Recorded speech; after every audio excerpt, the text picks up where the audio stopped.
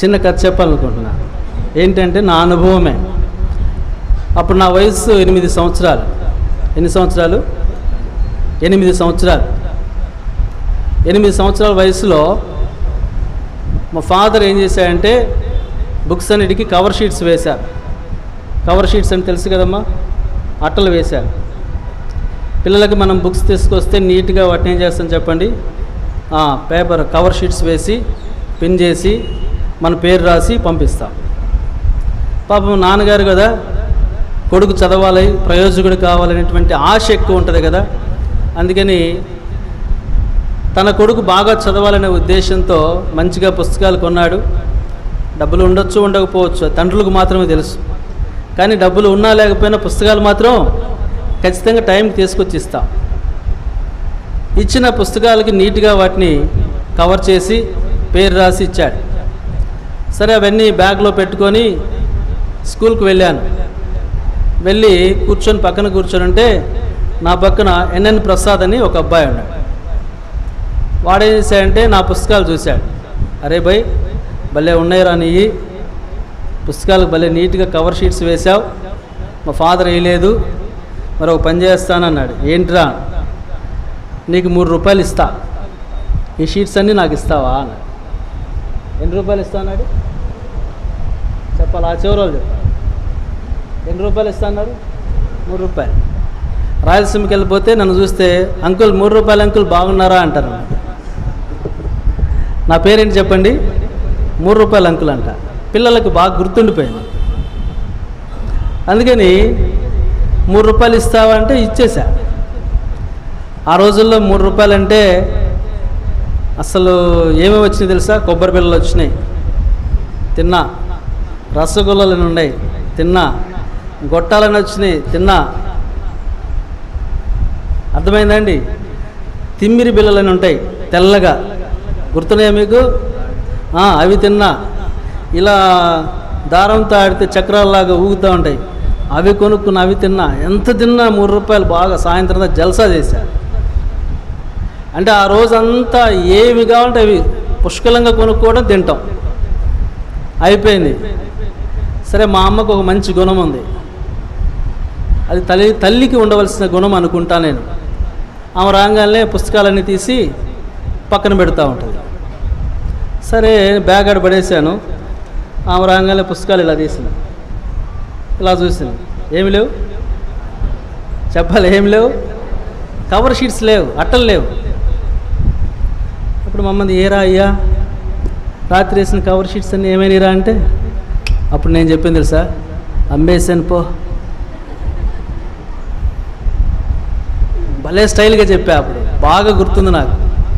అమ్మేసాను పో అన్నా. రే ఏంట్రా నువ్వు అంటుంది, అమ్మేసావా అని కొంచెం స్వరం పెంచింది. అవును అమ్మేశాను. నేను ఇంకొంచెం పెంచా. అనగానే మీ నాన్న అని చెప్తోంది. చెప్పుకోపా అన్న. అంతేనమ్మా, మీ నాన్న అని చెప్తా అని జనరల్గా పట్టించడానికి రెడీగా ఉంటారు. ఇప్పుడు ఈ ప్రబుద్ధుడు ఏం చెప్పాడు తెలుసా, చెప్పుకోపా అన్న. అనేసరికి కలిగిన ఆవేశం వచ్చింది. జనరల్గా తల్లి ఏం చేస్తుందంటే ఏదైనా కంప్లైంట్ చేయాలంటే ఒక సీన్ క్రియేట్ చేస్తారు ముందుగానే. ఆయన ఇంట్లోకి రాకముందే ఏం వాకిట్లోనే కూర్చుంది మా అమ్మ. నేను చూస్తూ ఉన్నా, చూస్తుంటే ఇట్లా కూర్చుంది. ఆయన వాకిట్లో చూసి, ఏంది అలా ఉన్నావు? ఏం లేదులే, ఈయన కొంచెం బీపీ పెరిగింది, ఏదో అయిందని. వాడు ఏం చేశాడు తెలుసా? ఎవరో నీ ముద్దుల కుమారుడు. ఏందంట? నేను చెప్పలే, పో చెప్పు. ఏంది, ఏమైంది? ఇంకొంచెం బీపీ పెరుగుతుంది. నీళ్ళు ఇవ్వాలా, కనీసం టీ ఇవ్వాలా, ఏమి ఇవ్వాలా? ఎందుకంటే రాగానే చెప్తే దాని గ్రావిటీ ఎక్కువ ఉంటుంది. అర్థమైందా? ఇంట్లోకి ఎంటర్ అవ్వగానే తండ్రికి కనుక సమాచారం అందజేస్తే గ్రావిటీ ఎక్కువ ఉంటుందన్నమాట. ఇక ఎమ్మటే చెప్పింది, వాడు నువ్వు రాత్రి అట్లేసావే, వేస్తే ఏమైంది? వాడు వాటిని 3 రూపాయలకు అమ్మేశాడంట. ఏంది? మీ నాన్న చెప్తాను చెప్పలేదా? అది కూడా అయింది. మరి ఏమన్నాడు? చెప్పుకోపో అన్నాడు. ఏమన్నాడంట? ఏమన్నాడు వాడు? చెప్పుకో. వాడు వయసు ఎంత? వాడు ఈ వయసులోనే చెప్పుకోపో అనే స్థాయికి వచ్చాడా? ఉండు చెప్తా అని చెప్పి తలుపేశాడు. గబగబా అవతల పోయి ఆ తలుపేశాడు, మమ్మల్ని బయట పెట్టాడు. ఎందుకని? మళ్ళీ కొడితే ఏం అడ్డం వచ్చింది? తల్లి ప్రేమ కదా, వద్దయ్యా వద్దయ్యా అని మళ్ళీ పట్టుకుంటుందని ఇటుపక్క తలుపు అటుపక్క తలుపేశాడు. ఇంత మందం బెల్ట్ ఉందండి ఆయనకి. బెల్ట్ తీశాడు. నిజంగా చెప్తున్నాను, ఈ రోజుకి గుర్తుంది. ఒంటి మీద మచ్చలేని ప్రాంతం లేదు. స్పృహ తప్పి పడిపోయా. బయటకు వచ్చి ఆయన అన్న మాట అంట మా అమ్మతోటి, బ్రతుకుంటే కాస్త మజ్జిగి, చచ్చిపోతే చెప్పు పడేసొద్దాం. ఏమన్నాడు? బ్రతుకుంటే కాస్త మజ్జిగి, చచ్చిపోతే చెప్పు పడేసొద్దాం. ఈ మాట మైండ్లలో ప్రింట్ అయ్యింది నాకు. నేను లా చదివేటప్పుడు సిఆర్డి కలిసి నా రూమ్మేట్ మంచి డ్రింకరు. వాడు సాయంత్రం కాగానే మంచి బీర్ బాటిల్ తీసుకొచ్చి, రే ఇస్తావా అంటాడు. అనగానే రే మా నాన్న అంటాడు, రే మీ నాన్న ఇక్కడ లేడుగా. అమ్మో, ఇక్కడ లేకపోయినా పర్లేదు, ఆ బెల్ట్ దెబ్బలు నాకు. సిగరెట్ ఇచ్చి సిగరెట్ దగ్గర వద్దు మా నాన్న అంటాడు, ఏ మీ నాన్న లేడుగా. అమ్మో, తాగిన వాసన తెలిసినా తంతాడు.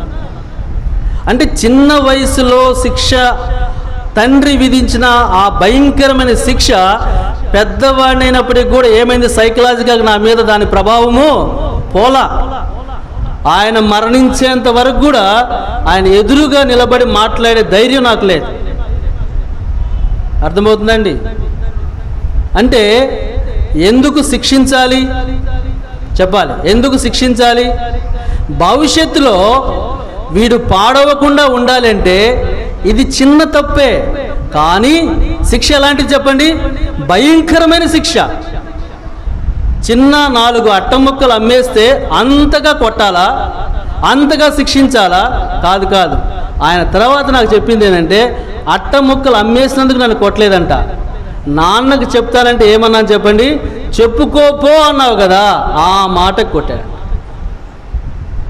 ఎదురాడే మనసు అనేది అవసరం ఉండకూడదు. ఎప్పుడు కూడా ఎదిరించే స్వభావం అనేది ఎప్పుడు ఉండకూడదు. అది కనిపించే భౌతికంగా మన తండ్రికైనా కావచ్చు, కనిపించని ఆ పరమ తండ్రికైనా కావచ్చు. మన వ్యక్తిగత ఆత్మీయ జీవితాలు ఏముండకూడదు అంటే ఎదిరించే మనసు ఉండకూడదు.